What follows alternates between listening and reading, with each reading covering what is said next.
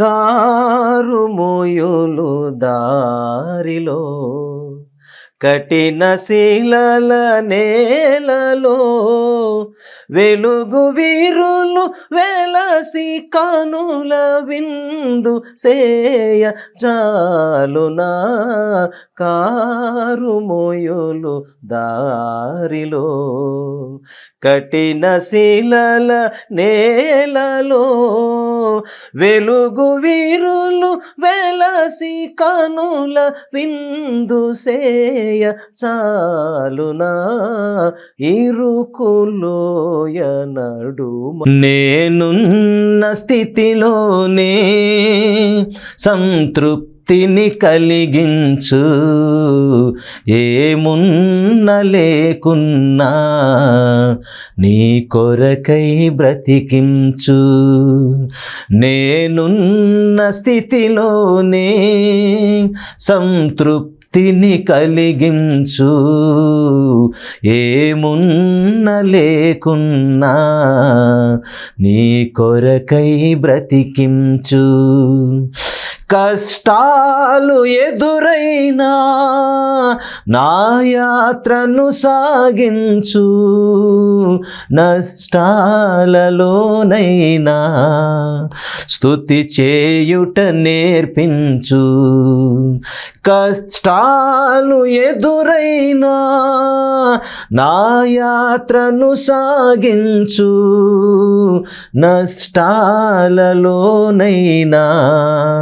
స్తుతి చేయుట నేర్పించు నేనున్న స్థితిలోనే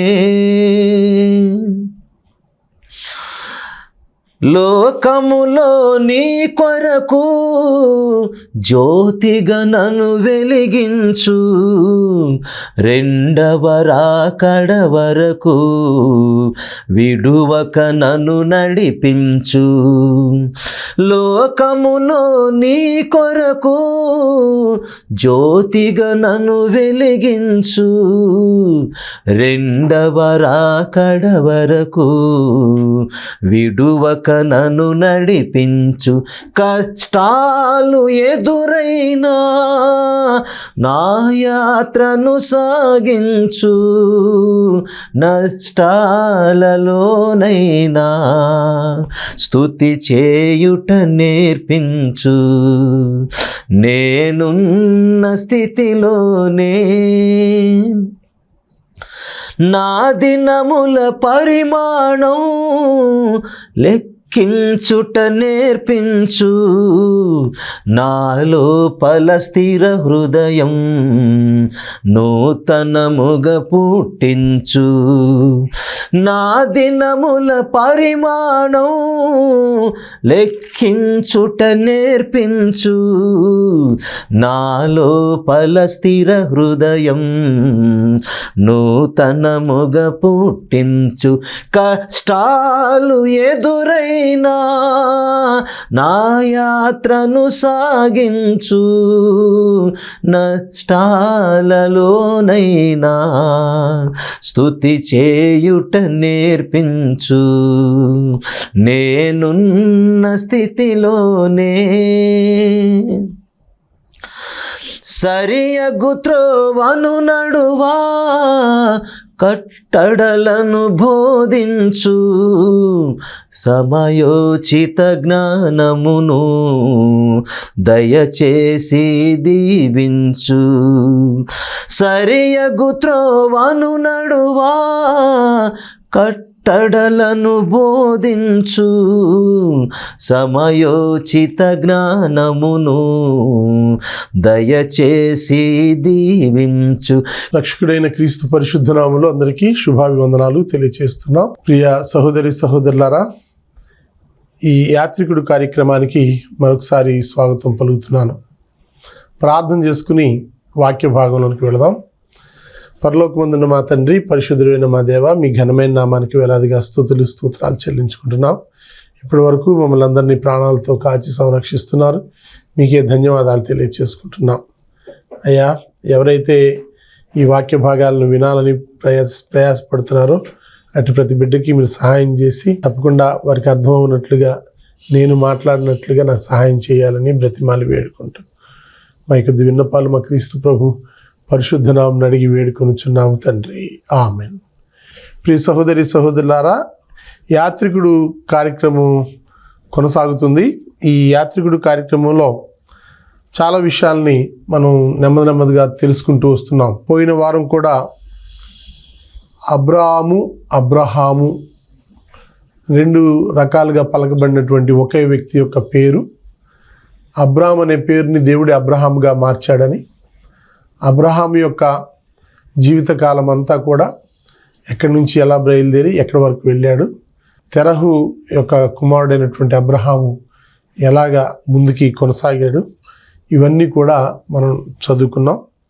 అయితే అసలు మూల పదాల్లోకి వస్తే ఈ వారం మనం చూడాల్సిన విషయాలు ఏంటంటే సొజర్నర్, ఏలియన్, ఫారినర్ అనేటటువంటి 3 పదాలు, లేదా మరొక పదం స్ట్రేంజర్ అనే పదం మనం వింటా వస్తున్నాం ఆంగ్ల భాషలో.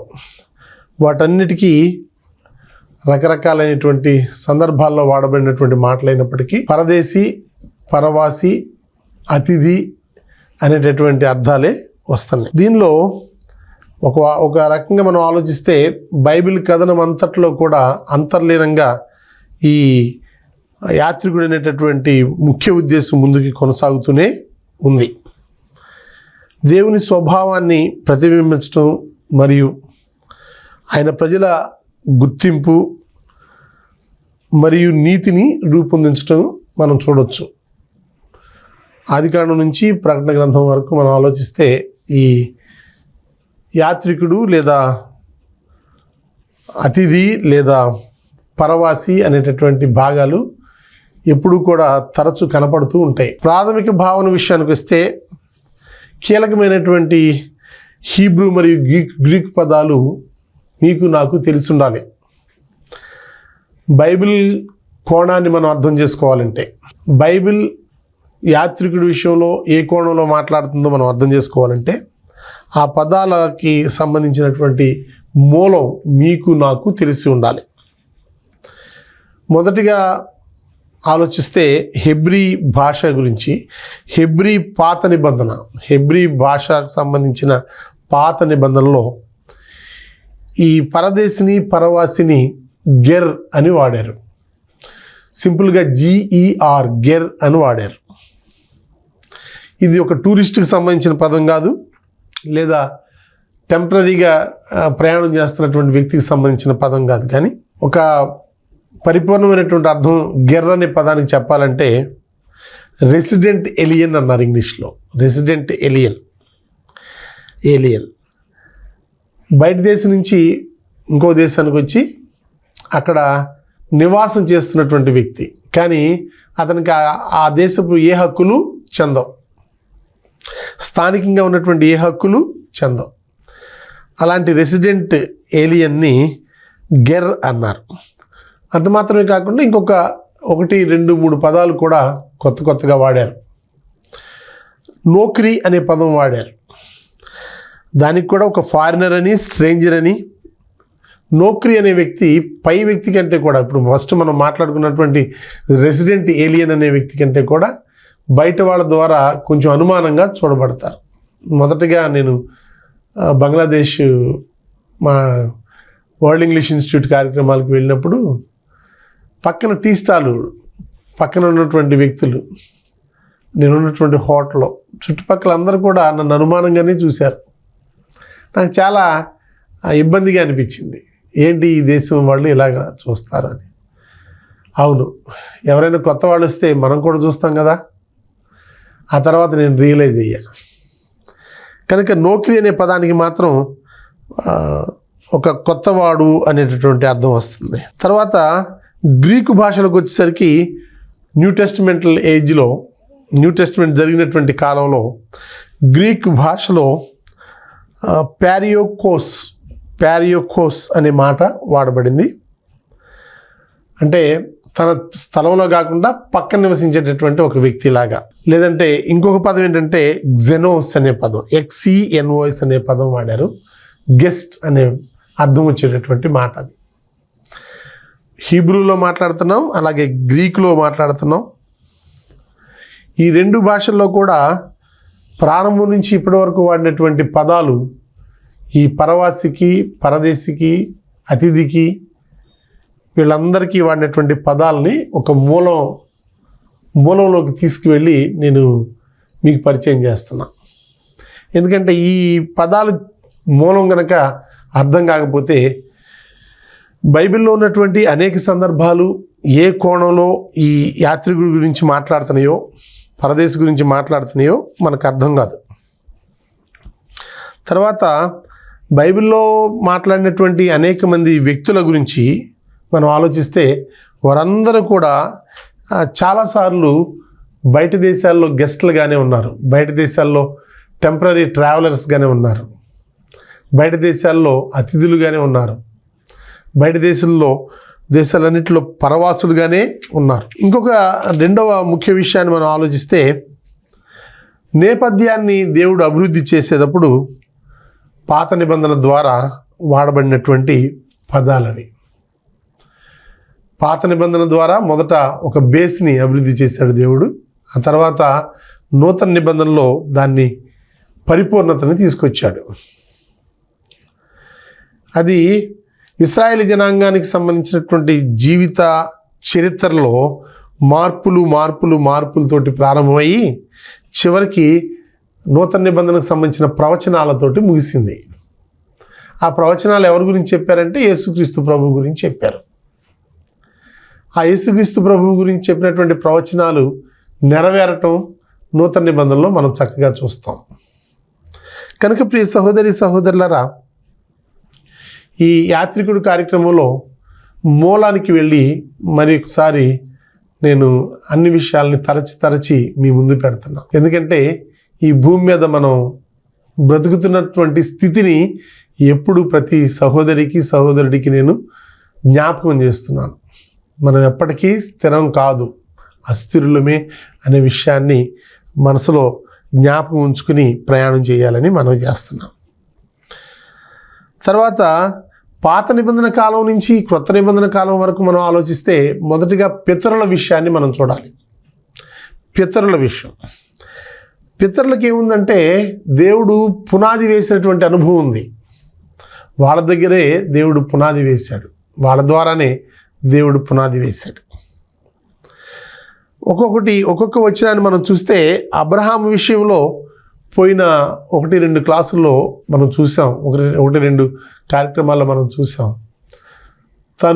తన భార్య చనిపోయినప్పుడు నేను పరవాసిగా ఉన్నాను, నాకు ఇక్కడ ఎలాంటి స్థలం లేదు కాబట్టి నాకు ఒక మీ ఏరియాలో మీ తట్టున నాకు ఒక శ్మశాన భూమిని ఇవ్వండి అని హేతుకుమారుల్ని అడిగిన దాఖలాలు మనం చూస్తాం. ఆదికాండం 23వ అధ్యాయం 4వ వచనం. కానీ ఇంకా దానికంటే ముందుకు నేను వస్తున్నాను. 26వ అధ్యాయం ఆదికాండం 3వ వచనాన్ని చూస్తే, ఈ దేశమందు పరవాసివై ఉండుము, నేను నీకు తోడయుండి నిన్ను ఆశీర్వదించదను. ఇస్సాకుతోటి దేవుడు మాట్లాడినటువంటి మాట. ఎవరెవరు వాళ్ళ జీవితాల్లో ఎక్కడెక్కడ పరవాసులుగా ఉన్నారో ప్రారంభం నుంచి ఒక్కొక్కటి తీసుకొస్తున్నాను నేను. వాళ్ళ అనుభవాలని మనకు కావాలని ఆలోచిస్తున్నాం. పరవాసులుగా ఉన్నప్పుడు దేవుడు ఎలా సహాయం చేశాడో మాట్లాడుకుంటున్నాం. పరవాసులుగా ఉన్నటువంటి వాళ్ళకి మనం ఏం చేయాలో దేవుడు చెప్పినటువంటి మాటల్ని ఇశ్రాయేలు జనాంగానికి సంబంధించినటువంటి లేఖనాల్లో నుంచి మనం తీసుకోబోతున్నాం. కనుక అబ్రహాముకి సంబంధించి 23:4లో నేను పరవాసినని ఆయన ఒప్పుకున్నట్టుగా, తర్వాత ఇస్సాకుకు సంబంధించి దేవుడే ఇస్సాకుతో మాట్లాడాడు 26వ అధ్యాయం 3వ వచనం. ఈ దేశమందు పరవాసివై ఉండుము, నేను నీకు తోడయుండి నిన్ను ఆశీర్వదించదను. ఈ దేశంలో నువ్వు పరవాసివై ఉండు, నీ సొంత దేశం కాదు ఇది. నేను నిన్ను ఆశీర్వదిస్తాను, నీకు తోడుగా ఉంటాను. ఈ రోజున మనం ఆలోచిస్తే ఈ భూలోకం మనకు పరదేశం, ఇక్కడ మనం పరవాసులం. అదే మాట మనకు కూడా అప్లై చేసుకోవచ్చేమో కదా. దేవుడు ఒక ఆయన ఉన్నాడు, నీకు నేను తోడుగా ఉంటాను, నిన్ను ఆశీర్వదిస్తాను, ఈ భూమి మీద ఉన్నంతకాలం నాతో కలిసి నువ్వు ప్రయాణం చెయ్యి. దేవుడే ఇస్సాకు గురించి మాట్లాడిన మాటల్లో నువ్వు పరవాసివై ఉండు అని మాట్లాడాడు. ఇక్కడ 26వ అధ్యాయంలో మొదటి వచనం చూస్తే మనం, అబ్రహాము దినములలో వచ్చిన మొదటి కరువు గాక మరి ఒక కరువు ఆ దేశంలో వచ్చును. అప్పుడు ఇస్సాకు గెరారులోనున్న ఫిలిస్తీన్ల రాజైన అబీమెలెకు నొద్దకు వెళ్ళాను. గెరారు అన్న మాట విన్నారు కదా మీరు. నేను ఇందాక మాట్లాడుతున్నానే, ఆరిజిన్ పదం, మూల పదం, పరవాసికి పరదేశికి GR అని చెప్పే కదా. ఆ పదంలో నుంచి వచ్చినటువంటి మాటే గెరారు. గెరారు హీబ్రూ పదం. అంటే అదొక గెస్ట్లకి ఇచ్చేటటువంటి ఏరియా. అంటే సెటిలర్స్ బయట నుంచి వచ్చి అక్కడ సెటిల్ అయినటువంటి వ్యక్తులకు సంబంధించినటువంటి ఏరియా. అది దాని యొక్క మూల భాషలో ఉన్నటువంటి అర్థం, గెరారు అన్నమాట అన్నమాట. ఆ తర్వాత యాకోబు విషయంలో ఆదికాండం 37వ అధ్యాయంలో వరుసనే మనం వస్తున్నాం. అబ్రహాము కుమారుడు ఇస్సాకు, ఇస్సాకు కుమారుడు యాకోబు. అయితే యాకోబుకు సంబంధించినటువంటి మాటలు చూస్తే మనం ఆదికాండం 37వ అధ్యాయం మొదటి వచనంలో, యాకోబు తన తండ్రి పరవాసిగా ఉండిన కానాను దేశములో నివసించను. తండ్రి పరవాసిగా ఉన్నాడంటే ఆయన కూడా పరవాసిగానే ఉన్నాడు కానాను దేశంలో. ప్రియ సహోదరి సహోదరులారా, వెళ్ళినంతకాలం ఈ పరవాసి పరదేశి అతిథి అనే మాటలను మీరు వదిలిపెట్టరా అని మీరు అనుకుంటే అది నిజమే. బైబిల్లో ఉన్నటువంటి ప్రతి పుస్తకానికి సంబంధించి, ప్రతి వ్యక్తికి సంబంధించి, ప్రతి ఫేమస్ పర్సన్కి సంబంధించినటువంటి జీవిత విశేషాల్లో ఇది అంతర్లీనంగా ముందుకి కొనసాగుతూనే ఉంది. సరే, కొంచెం ముందుకు వెళ్దాం, చూడండి. యాకోబు కూడా అదే దేశంలో పరవాసిగా ఉన్నాడు. తర్వాత ఆదికాండం 42వ అధ్యాయంలో యోసేపుకు సంబంధించినటువంటి మాటలు ఉన్నాయి. 42వ అధ్యాయం 7వ వచనం చదువుతున్నా, చూడండి. యోసేపు తన సహోదరులను చూచి వారిని గుర్తుపట్టి వారికి అన్యుని వలె కనబడి వారితో కఠినముగా మాట్లాడి, మీరెక్కడ నుండి వచ్చితిరని అడిగాను. అతను సొంత సహోదరులకి అన్యునిలాగా కనపడ్డాడు. అన్యునిలాగా కనబడ్డాడంటే నాన్ జూయిష్ పర్సన్ లాగా కనపడ్డాడు. ఆయన ఐగుప్తులో ఫస్టే వెళ్ళి సెటిల్ అయిపోయాడు. కానీ ఆయనకి కానీ మనకు కానీ కావాల్సినటువంటి ముఖ్యమైన విషయం ఏంటంటే ఆయన పరవాసిగానే ఉన్నాడు, పరదేశంలోనే ఉన్నాడు. ఆయన సొంత దేశం తిరిగి కానానికి వెళ్ళాలి. మనం ఎలాగైతే ఇక్కడి నుంచి పరలోకానికి వెళ్ళాలనుకుంటున్నామో ఆయన మాటల్లో ఆ మాట ఉంది. నేను అన్యునిగా కనబడి అన్న మాట రాశాడు మోషే. కానీ అతనికే తెలియనటువంటి విషయమేమో అతను అక్కడ అన్యుడే, నిజంగా పరవాసే. అతను తిరిగి మరలా సొంత దేశానికి వెళ్ళాల్సినటువంటి అవసరం ఉంది. అతని సంతతికి కూడా ఇవ్వబడినటువంటి మాటలో పరదేశీ పరవాసులు అనేటువంటి మాటలు యోసేపు సంతతికి. అంత మాత్రమే కాకుండా చట్టం విషయాల్లో దేవుడు ఏం చెప్పాడంటే, ఇశ్రాయేల్ జనాంగానికి మీరు పరవాసులుగా ఉన్నారు, పరదేశులుగా ఉన్నారు, ఆ విషయాన్ని ఒకసారి జ్ఞాపకం చేసుకోండి అని చెబుతూ నిర్గమాకాండంలో 22వ అధ్యాయం 21వ వచనంలో మొదటగా మాట్లాడినటువంటి మాటల్లో ఈ సందర్భాన్ని ఉటంకించి, అంటే పరదేశీ పరవాసి అనే విషయంలో చట్టానికి సంబంధించినటువంటి ఫౌండేషన్ అప్పుడు జరిగింది. ఎక్సడస్లో 22వ అధ్యాయం 21వ వచనం, నిర్గమాకాండం 22వ అధ్యాయం 21వ వచనం నేను చదువుతాను, మీరు ఆలకించాలని కోరుతున్నా. పరదేశిని విసికింపవద్దు, బాధింపవద్దు, మీరు ఐగుప్తు దేశంలో పరదేశులై ఉంటిరి కదా. పరదేశిని విసిగింపవద్దు, బాధింపవద్దు, మీరు ఐగుప్తు దేశంలో పరదేశులై ఉంటిరి కదా. అంటే పరదేశులైనటువంటి వాళ్ళ మనసు ఎలా ఉంటుంది, ఎంత బాధపడతా ఉంటారు, ఎంత లేమిలో ఉంటారు, ఎంత చితికిపోయి ఉంటారు. ఆ అనుభవం మీకు కూడా ఉంది కదా. కాబట్టి మీ మధ్యలో ఎవరైనా కొత్త వాళ్ళు ఉంటే వాళ్ళు మీరు ఇష్టం వచ్చినటువంటి మాటలతోటి బాధ పెట్టకూడదు, అలాగే తేలిగ్గా అస్సలు చూడకూడదు. ఇదే నిర్గమాకాండం 23వ అధ్యాయం 9వ వచనంలో 23:9లో పరదేశిని బాధింపకూడదు, పరదేశి మనస్సు ఎట్లుండునో మీరు ఎరుగుదురు. పరదేశి మనస్సు ఎట్లుండునో మీరు ఎరుగుదురు, మీరు ఐగుప్తు దేశంలో పరదేశులై ఉంటిరి కదా. పరదేశి మనసు ఎలా ఉంటుందో మీకు తప్ప ఇంకెవరికి అంతగా తెలవకపోవచ్చు. ఎందుకంటే మీరు ఐగుప్తులో 400 సంవత్సరాలు ఉన్నారు, మోర్ దాన్ 400 ఇయర్స్ ఉన్నారు, 400 సంవత్సరాలు పైన ఉన్నారు, వెనక్కి తిరిగి వచ్చారు. అప్పుడు మిమ్మల్ని ఎవరు పట్టించుకోకపోతే, మీకెవరో ఆకలి తీర్చకపోతే, మిమ్మల్ని విపరీతంగా ఇబ్బంది పెడితే, మిమ్మల్ని విపరీతంగా కష్టపెట్టి వాళ్ళ సిటీస్ కట్టించుకుంటే మీరు ఎంతగా విసిగిపోయారో, ఎంతగా కన్నీరు కార్చారో మీరు ఎరుగుదురు. కాబట్టి మీ మధ్యలో ఉన్నటువంటి పరదేశులకి మీరు ఆ ప్రేమని చూపించాలి. మీ మధ్యలో ఉన్నటువంటి పరదేశులకి మీరు ఆ ప్రేమని అందించాలి. అప్పుడే మీకు కూడా వాళ్ళకు ఉన్నటువంటి బాధ తెలిసినట్లు.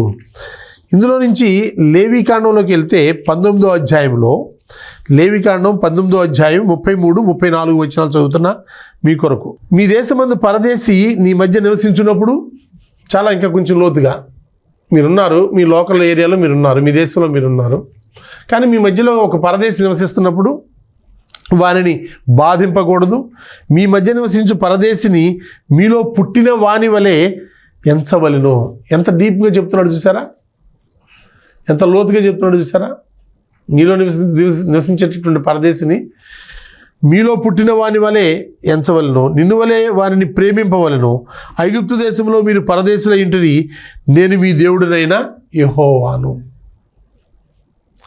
ప్రియ సహోదరి సహోదరులారా, దేవుడు పరదేశుల మీద ఎంత కనికరం చూపిస్తున్నాడో చూడండి. ఒకవేళ మీరు నేను పరదేశులుగా ఎప్పుడైనా ఉంటే, భౌతికంగా మాట్లాడుతున్నాను, మీరేం కలవరపడాల్సినటువంటి అవసరం లేదు.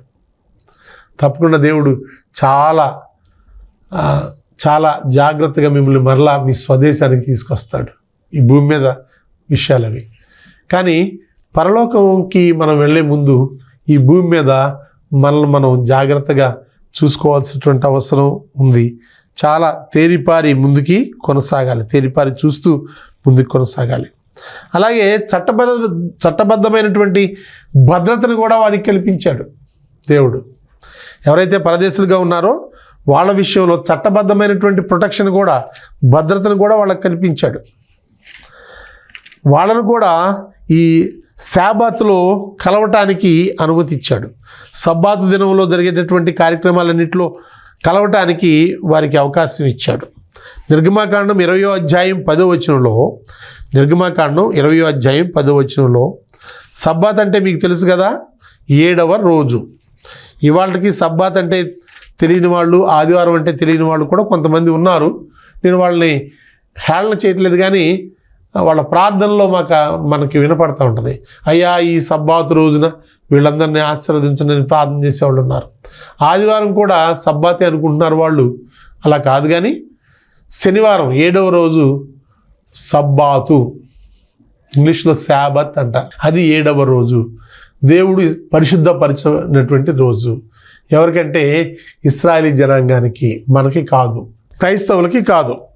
ఇక్కడ నిర్గమకాండం 20వ అధ్యాయం 10వ వచనంలో వ్రాయబడినటువంటి మాటలు, 7వ దినము నీ దేవుడైన యెహోవాకు విశ్రాంతి దినము, దానిలో నీవైనను, నీ కుమారుడైనను, నీ కుమార్తె అయినను, నీ దాసుడైనను, నీ దాసి అయినను, నీ పశువైనను, నీ ఇండ్లలోనున్న పరదేశీ అయినను ఏమీ తినకూడదు. చట్టబద్ధమైనటువంటి హెచ్చరికలు, ఆ చట్టబద్ధమైనటువంటి భద్రత పరదేశులకు కూడా వర్తింపజేశాడు దేవుడు. ఒకవేళ వాళ్ళు కనుక సున్నతి తీసుకుంటే, సున్నతిగా ఆచరిస్తే. కనుక చట్టబద్ధమైనటువంటి హెచ్చరికల్లో లేవీకాండంలోనే 22వ అధ్యాయం 21వ వచనం, పరదేశిని విసికింపవద్దు, బాధింపవద్దు, మీరు ఐగుప్తు దేశంలో పరదేశుల ఇంటిని కదా. అదే రిపీట్ చేసుకుంటూ వచ్చాడు. మళ్ళీ ఈ లేవీకాండంలో కానీ లేకపోతే అన్ని కాండాల్లో కూడా ఈ విషయాన్ని తిరిగి తిరిగి రిపీట్ చేస్తూ వచ్చాడు. ఈ విషయాలన్నీ మనం ఆలోచిస్తే చాలా విచిత్రంగా ఉంటుంది. దేవుడు పరదేశుల మీద అంత చక్కటి భద్రతని, అంత చక్కటి ప్రేమను చూపించాడా అని మనం ఆశ్చర్యపోతాం. సంఖ్యాకాండం 15వ అధ్యాయంలో 15-16 వచనాలు చదువుతున్నాం చూడండి. సంఖ్యాకాండం 15వ అధ్యాయం 15-16 వచనాలు, సంగమునకు అనగా మీకును మీలో నివసించు పరదేశికిని ఒక్కటే కట్టడ. అది మీ తరతరములకుండు నిత్యమైన కట్టడ. యెహోవా సన్నిధిని మీరున్నట్టే పరదేశీయు ఉండును, మీకును మీ యొద్ద నివసించు పరదేశికిని ఒకటే ఏర్పాటు, ఒకటే న్యాయ విధి ఉండవలెను. న్యాయ విధి ఉండవలెను. ప్రియ సహోదరి సహోదరులారా, పరదేశి అంటే దేవుడు ఎంత జాగ్రత్త తీసుకున్నాడు. అలాగే వాళ్ళు ఆరాధనలో కూడా జాయిన్ అవ్వచ్చు అని చెప్పాడు నిర్గమాకాండం. ఒకవేళ వాళ్ళు కనుక నిజంగా సున్నతి చేయబడిన వాళ్ళైతే నిర్గమాకాండం 12వ అధ్యాయంలో 48-49 వచనాలు. నిర్గమాకాండం 12వ అధ్యాయం 48-49 వచనాలు. నీ యొద్ద నివసించు పరదేశి యెహోవా పస్కాను ఆచరింపగోడిన ఎడల అతనికి కలిగిన ప్రతి మగవాడు సున్నతి పొందవలెను. తర్వాత అతడు సమాజంలో చేరి దానిని ఆచరింపవచ్చును. అట్టివాడు మీ దేశంలో పుట్టిన వానితో సముడగును. ఎవరైతే సున్నతి ఆచరిస్తారో, సున్నతి పొందుతారో వారు అక్కడ ఉన్నటువంటి యూదా ప్రజలతోటి సముడవుతాడు. సున్నతి పొందని వాడు దాన్ని తినకూడదు. దేశస్థునికి మీలో నివసించు పరదేశికిని దీని గూర్చి ఒకటే విధి ఉండవలెను. కనుక ప్రియ సహోదరి సహోదరులారా, ఇవన్నీ ఒక్కొక్కటి మనం చూస్తుంటే దేవుడు పరదేశుల విషయంలో ఎంత జాగ్రత్త తీసుకున్నాడు అనేది మనకు అర్థమవుద్ది. మీ మధ్యలో ఉన్నటువంటి పరదేశిని ఎవరు కూడా అవమానపరచకూడదు, ఎవరు బాధింపకూడదు, ఎవరు కించపరచకూడదు.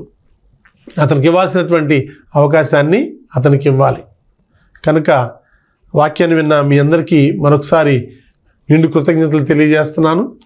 కొనసాగుతుంది ఈ యాత్రికుడు కార్యక్రమం. కొంచెం లోపలికి వెళ్ళి దేవుని యొక్క ఆలోచనని మీ ముందుకి నేను తీసుకురావడానికి ప్రయత్నం చేస్తున్నా. నా కొరకు ప్రార్థించండి, మీ కొరకు కూడా మేము ప్రార్థిస్తున్నాం. మీ ఊళ్ళో ఎవరైనా దేవుని చేత ప్రేరేపించబడితే యూట్యూబ్లో చూసేవాళ్ళు కూడా దయతో సబ్స్క్రైబ్ చేయండి. తర్వాత మీకు తెలిసిన వాళ్ళతో చేయించండి. అలాగే ఎవరైనా దీన్ని నడిపించడానికి మాకు ఎవరైనా హెల్ప్ చేయాలని ఆశపడితే మా వాట్సాప్ నెంబర్కి మెసేజ్ పెట్టండి. ఎవరైనా దీన్ని స్పాన్సర్ చేయాలనుకుంటే ప్రార్థన చేసుకుందాం. పరలోకమందున్న మా తండ్రి, పరిశుద్ధుడైన మా దేవ, మీ ఘనమైన నామానికి వేలాదిగా స్తుతులు స్తోత్రాలు చెల్లిస్తున్నాం. అయ్యా, ఇప్పటి వరకు మమ్మల్ని మీరు కాచి సంరక్షిస్తూ వచ్చారు, మీకే స్తుతులు చెల్లిస్తున్నాం. అయ్యా, ఈ యాత్రికుడు కార్యక్రమం ముందుకి కొనసాగింపు చేయడానికి సహాయం చేస్తున్నారు. ఈ ఛానల్ యొక్క యాజమాన్యాన్ని కూడా మీరు పేరు పేరున దీవించండి. ఇంకా లోతుగా వెళ్ళి యాత్రికుడికి సంబంధించి పరదేశి, పరవాసి, అతిథి ఈ మాటలన్నీ కూడా జాగ్రత్తగా వివరించుకోగలగటానికి సహాయం చేయాలని నాలాంటి సేవకులందరినీ కూడా మీ చేతుల్లో అప్పగించుకుంటూ మా కొద్ది విన్నపాలు మా క్రీస్తు ప్రభు పరిశుద్ధ నామమున అడిగి వేడుకొనుచున్నాము తండ్రి, ఆమేన్. అందరికీ వందనాలు. సహోదరి సహోదరులారా, తెన్నేరు మరియు పునాదిపాడు క్రీస్తు సంఘాల ద్వారా జరుగుతున్న సేవా కార్యక్రమాలు. మొదటిది World English Institute India, free English language teaching. రెండవది Michael school of theology, Bible teaching. మూడవది Dorcas foundation for down trodden women program. నాలుగవది టీవీ ప్రోగ్రాం యాత్రికుడు తెలుగులో, లైఫ్ ఆఫ్ క్రైస్ట్ ఇంగ్లీష్లో ప్రతి మంగళవారం రాత్రి 8 గంటల నుంచి 8:30 వరకు ప్రార్థనా ఛానల్ ద్వారా ప్రసారం చేయబడుతున్నాయి. ఐదవది యంగ్ ప్రీచర్స్ అసోసియేషన్. ఆరవది యాత్రికుడు టీవీ క్లబ్. ఏడవది podcast masters word in the miserable world. ఎనిమిదవదిగా monthly Zoom meeting, subject life of Christ, ప్రతి నెల చివరి మంగళవారం రాత్రి 7 గంటల నుంచి 8:30 వరకు. 9వదిగా పర్సనల్ ఎవాంజలిజం, వ్యక్తిగత సువార్త సేవ. 10వదిగా పబ్లిక్ గాస్పెల్ మీటింగ్స్, సువార్త సదస్సులు. వీటిల్లో దేనిలోనైనా మీరు పాల్గొనాలంటే మేము మనస్ఫూర్తిగా ఆహ్వానిస్తున్నాం. రండి, మాతో కలిసి ఈ కార్యక్రమాల్లో పాల్గొనండి. లేదా మీ దగ్గర ఈ కార్యక్రమాల్లో ఏదైనా జరపబడాలి అంటే దయచేసి మా వాట్సాప్ నెంబర్కి సంప్రదించండి.